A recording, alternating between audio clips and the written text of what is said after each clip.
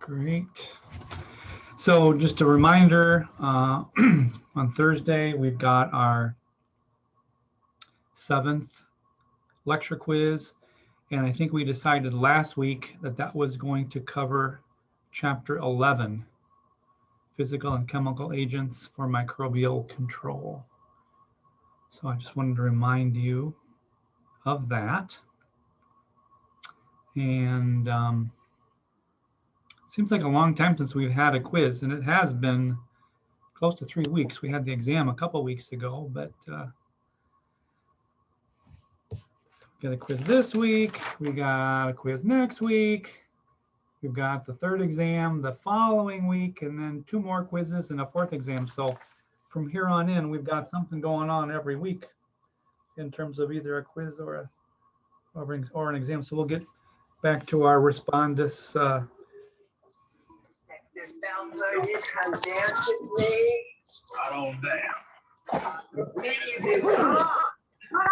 Tiffany, can you mute?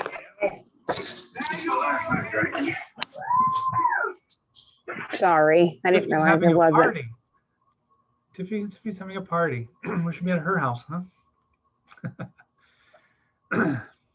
Okay, any questions on the quiz then?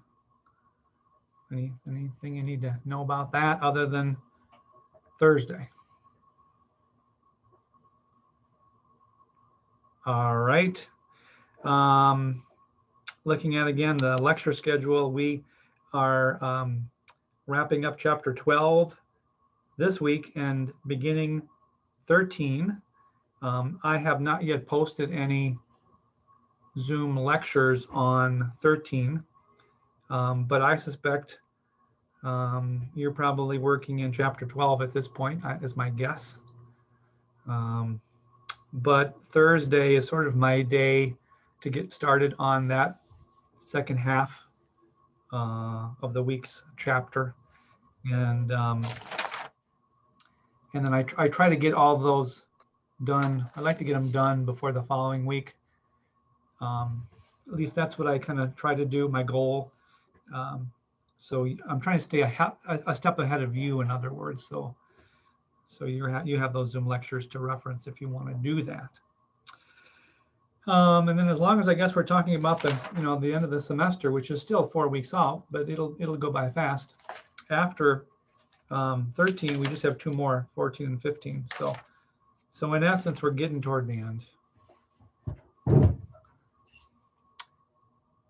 So I will open the floor for questions like we typically do related to 11 or 12, I guess. Hopefully you are into 12, chapter 12, which is, I don't know that I would call it like a difficult chapter, but there's a lot of information here, a lot of drugs and a lot of drug impacts in terms of how the pathogen is influenced by the drug, whether it's the cell membrane or the cell wall or the ribosome, which of course affects how the cell translates. No, not at all.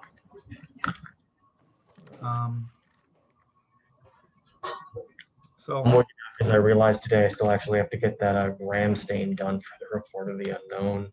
Samuel, Uh, you're muted. I'm probably gonna end up doing it today or tomorrow, but Okay, I'll mute him. I'll be mean. All right. So yes, as I said at the beginning of class today, the quiz Thursday is over 11.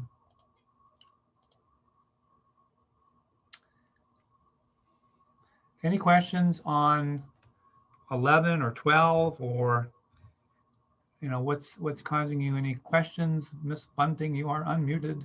Yes, because I asked a question. Okay. So for chapter 11, it was like the kind of the guest lecture person. Yeah, okay. Yeah, right. For like the germicidal categories, he kind of like sped through them and was saying that like, oh, this isn't really that important for our quiz. But I mean, is that the same for us? I wasn't 100% sure. Well, when you say germicidal, did you say categories? Categories, yeah, that's what his slide thing. It was like the halogens, phenolic. Oh, yeah. Toward the end of the chapter. where Yeah. where we list those. Yeah, I spoke just a little bit about that last week, and I can certainly pull that PowerPoint up. What I did was I starred a few of those that I felt would be worth investigating. And so you're exactly right. He did not spend much time on them. So that's how I guess I would answer that. But let me go ahead and just pull that PowerPoint up real quick. 11.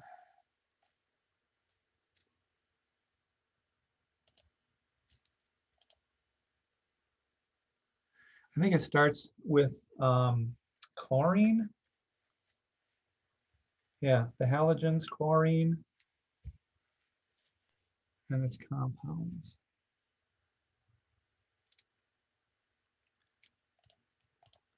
So let me do a screen share. Hopefully you see the PowerPoint, right? And if we go toward the end, I think it was here, yeah.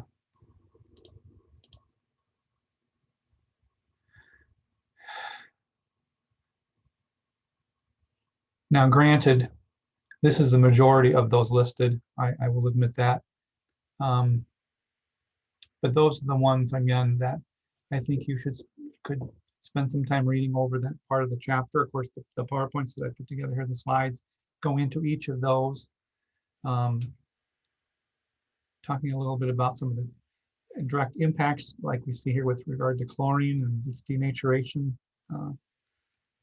property. I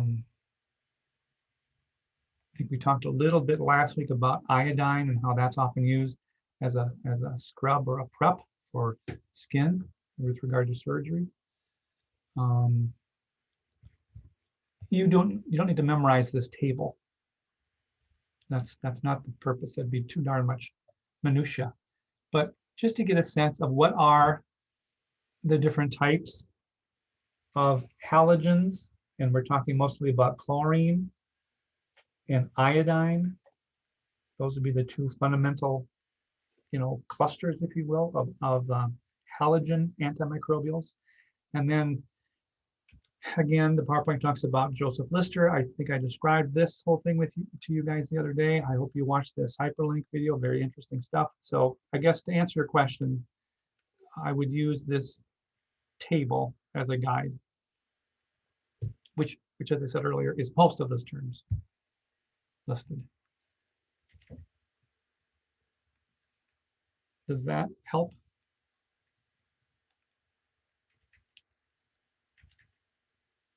Again, none of this is really, really hard. It's just a matter of kind of going through them and getting comfortable with kind of what does each do.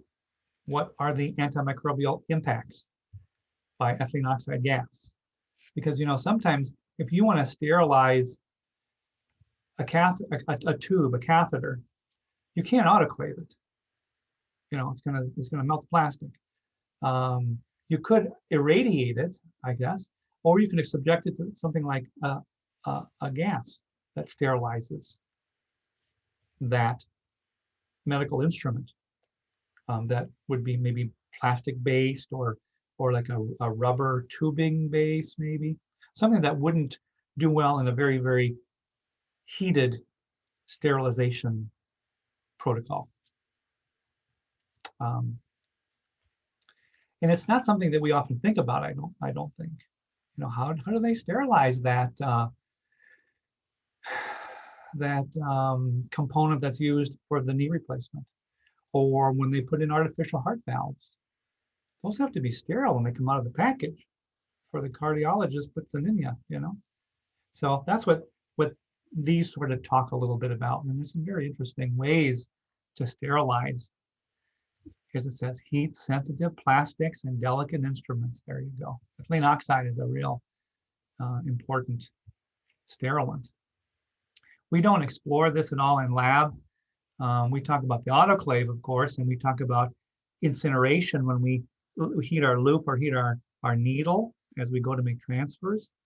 Some of you have had lab already or are in lab. Those of you that have not yet had lab will be, doing a lot of this stuff soon.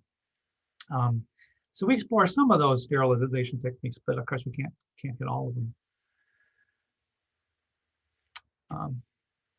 So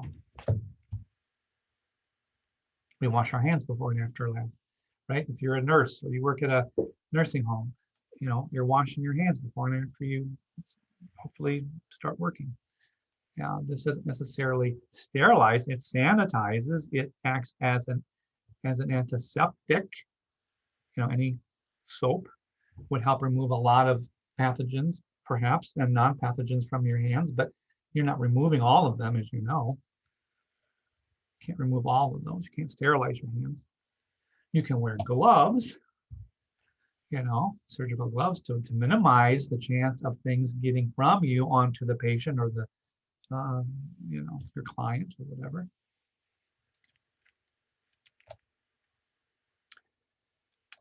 Are there questions on any of those in particular? Okay. How about other questions related to chapter 11? Have you gotten into it? Are you finding it not too bad? I would hope that if you've had lab or are in lab, a lot of this is, again, very applicable because we are exploring that very soon in lab. Actually, we're going to do a lab on the effect of UV light, which is described here as a non-ionizing type of radiation. You may have heard about UV lamps in hospitals, and they can wheel them into hospital rooms. Early in COVID, I remember there was some talk of airlines using UV and running them through the aisle of the aircraft before boarding to knock out any potential pathogens. The book does not talk about UV and viruses, which I'm surprised they don't talk about that. They do specifically get at the idea that UV induces what's called the formation of pyrimidine dimers. You remember when we talked about DNA? In the very center of the double helix, we have those complementary base pairing, T opposite A and C opposite G, right? Well, when you subject any kind of DNA, and I think we could apply this to even viruses, because remember, a virus is nothing more than a protein coat and a nucleic acid core. When you subject any sort of DNA to UV, it causes the formation of these so-called thymine dimers, meaning T opposite T or C opposite C. T opposite T is called a thymine dimer. They're just collectively calling them pyrimidine dimers. Pyrimidines are the T and the C.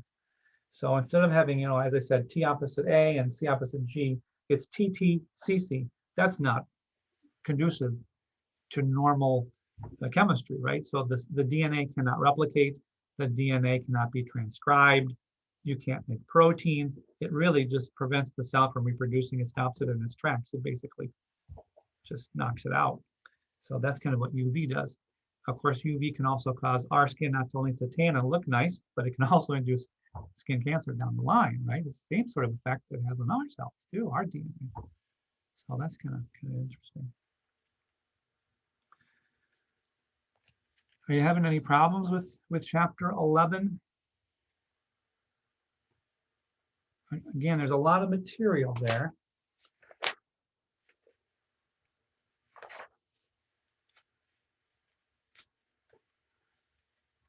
Where are you kind of in the book, I guess, is the question I'd ask. I'm in the middle of 12. Okay. I'm the same. Say it again, Melissa. I'm same as her. Middle of 12. Okay, great. Yeah, excellent. I think it is important to try to keep, with the schedule as best you can. I mean, obviously there's quizzes coming up and all that stuff, but if I hadn't had quizzes, do you think it would be easy to kind of fall behind or not be forced to stay current? Some people are saying yes. Mhm.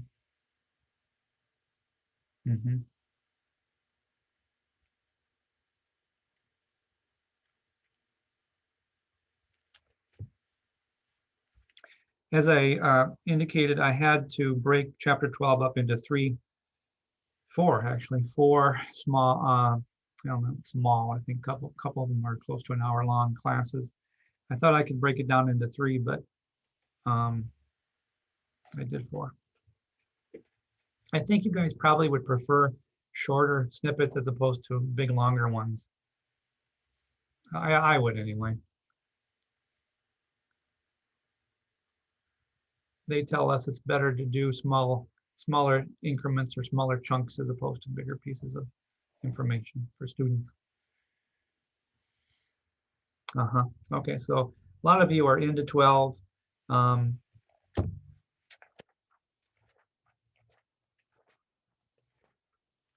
This is certainly something that is applicable to most all of you because you're going into nursing or some allied health career. So knowing how antimicrobial drugs works is pretty important and pretty interesting, I think. And I think this is going to make so much more sense because we really drilled into your brain the notion of DNA, its role in helping to transcribe messenger RNA, and then messenger RNA's role in concert with transfer RNA and ribosomal RNA to make protein. The reason that we spent so damn much time on that, because I know you guys don't like that stuff, most of you, is because I knew we were going to get to this part. Everything is building, right? Yeah, that's why we do that. Because we know down the line, you need to know it.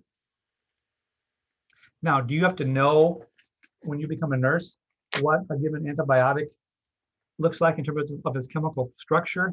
No, obviously not. Yet I talk a little bit about that here, if nothing else, to give you an appreciation of the diversity of antibiotics, the fact that there are some closely related antibiotics, like for example, the penicillins. There's different kinds of penicillins, but they all share very similar chemistry. And another group of drugs called cephalosporins, also there's a variety of different kinds, but they all share similar chemistry. So what this lets us begin to think a little bit about is if I'm working for a pharmaceutical company and my goal is to take an existing natural antibiotic and I need to tweak it, if you will, chemically to make a different type because I'm finding drug resistance becoming an issue with, we'll call it antibiotic A, then if I can chemically modify A to make like A sub 2 or B antibiotic, then that might be more effective or will work against a particular infection. So that's really what chemists kind of do. They play around with chemicals and they add functional groups onto existing molecules. They're also out there always looking for new drugs. It's really interesting. You might have a bacterium that lives in the back of your yard in the dirt that scientists have never studied. And from that, they might be able to synthesize a new drug. It's crazy. But it's true. We haven't discovered all the different antibiotics that are produced naturally by bacteria.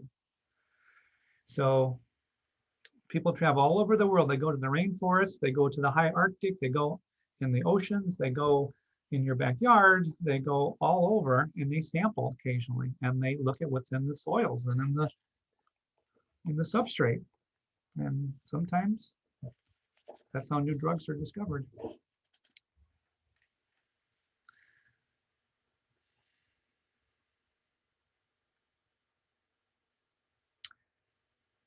Anything you want to ask about 11 or 12?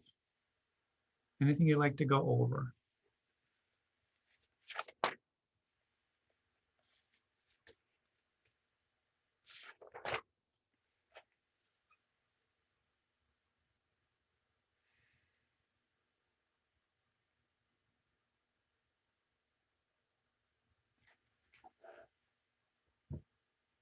My lectures are so stellar that you don't have any questions. how are you doing with the amount of material? Is it overwhelming? Is it palatable? Can you digest it? Or is it like totally confusing?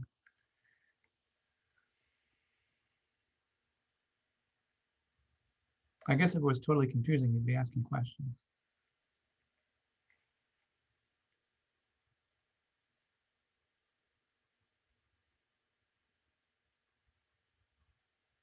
Huh.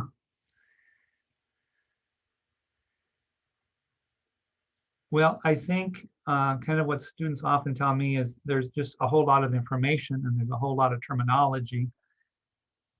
I think, if I'm looking at chapter 12, this drug chapter, and I'm trying to differentiate in my mind, what are the different groups of drugs and how do they directly influence microorganisms, i.e. kill them, then this is where maybe having a big poster board, or having a big sheet in some way where you can sort of say, okay, this particular sheet refers to drugs that impact cell membranes, although that's a small number of drugs. Let's just pick ribosomes, how ribosomes or how translation occurs. These drugs influence ribosomal activity or action or function.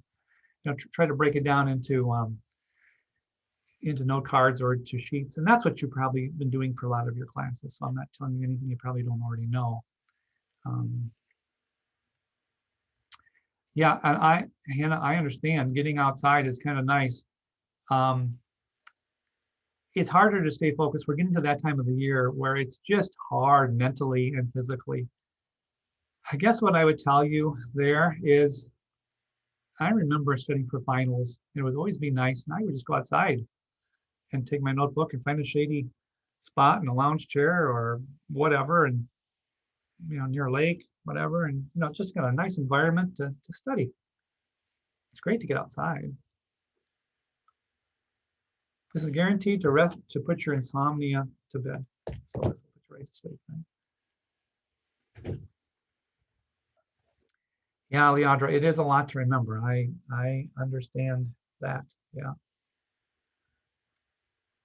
that is true.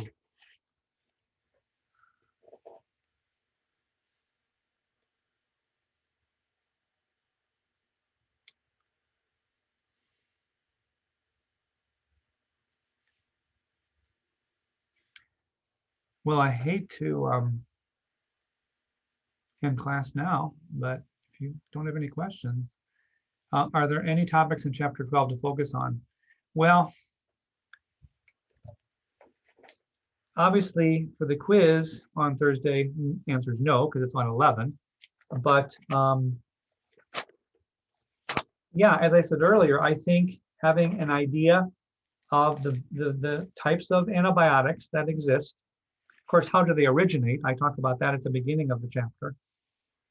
They come, most of them, a lot of them, I should say, come from naturally occurring bacteria out in the real world, if you will.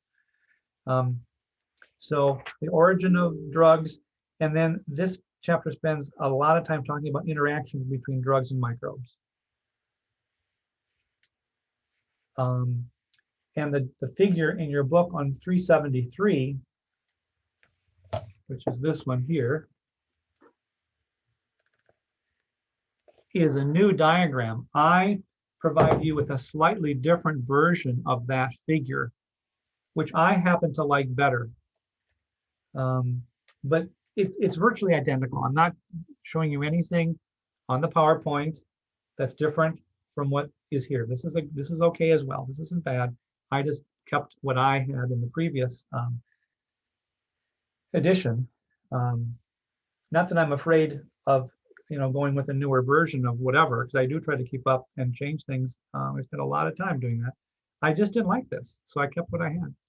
So what this talks about is the 5 different targets that antimicrobial drugs have on bacteria specifically.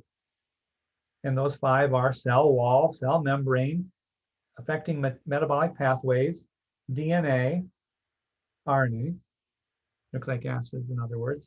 And finally, the fifth one is ribosomes.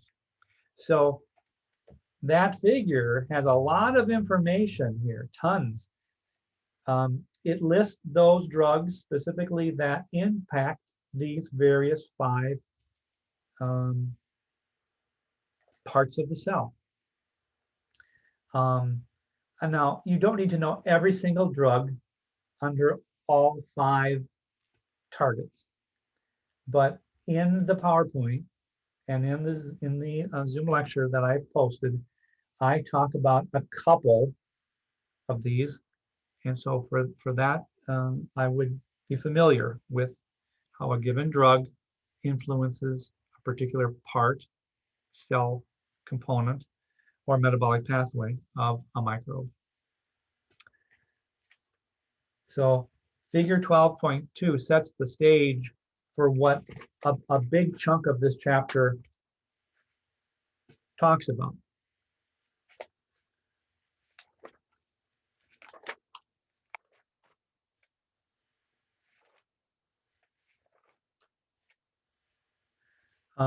And it focuses more on bacteria as target microbes, but it also talks about antiviral drugs. There's a small blurb about that we talk about. We also talk about anti-parasitic chemotherapies, those that you'd use if you had an individual who's suffering from malaria, that they got bit by that Anopheles mosquito that harbored the Plasmodium protozoan, or somebody that gets bitten by a tsetse fly and gets the trypanosome and gets African sleeping sickness. Remember us describing some of those early in the semester in lab? We talked about certain kinds of protozoa that can make us sick. Giardia lamblia. So don't assume that if this is strictly over bacterial biology, but also gets into a bit of antiviral, anti-helminth drugs.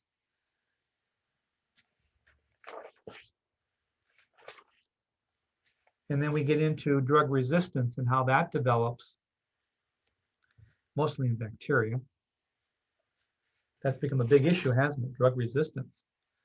To the point where we have a hard time treating certain patients because we've run out of options. We only have a handful of antibiotics that we can use on some individuals. That's how drug resistant some of these bacteria can be. And so it pays to have a few antibiotics kind of on reserve, if you will, that are very rarely prescribed. Why are they rarely prescribed? Because if they're prescribed regularly, what's going to likely happen? Resistance. Yeah, you're going to have resistance developing.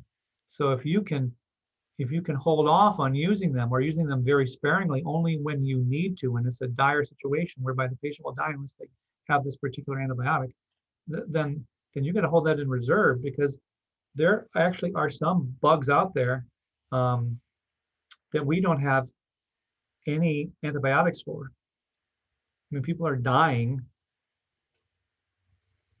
every day because of a particularly pathogenic bacterium or virus, perhaps, that that negates the action of any drug we use, to try to treat it. Now, it's not super common, but they're out there. And yeah.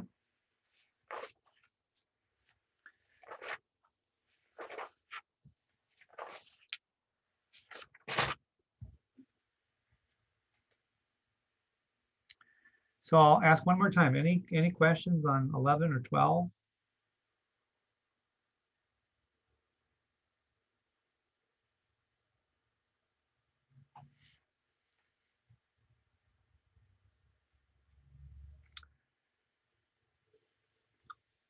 Okay, well, I will be in the Zoom room until 2:30.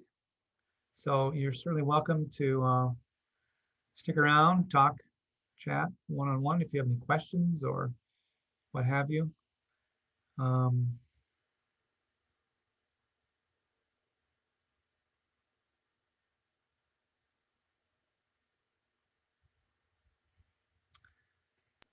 Oh, Professor, I did have a question about lab. Mhm. So I have to get my gram stain done. It's been a busy week. I haven't been able to get to it yet. After lab, would it be possible for me to get said gram stain done? I would say, Samuel, maybe you try to do that between now and when lab starts. Okay. I mean, do you have time now? Yeah, I have time now. You got 45, almost an hour. Yeah. I would do it now.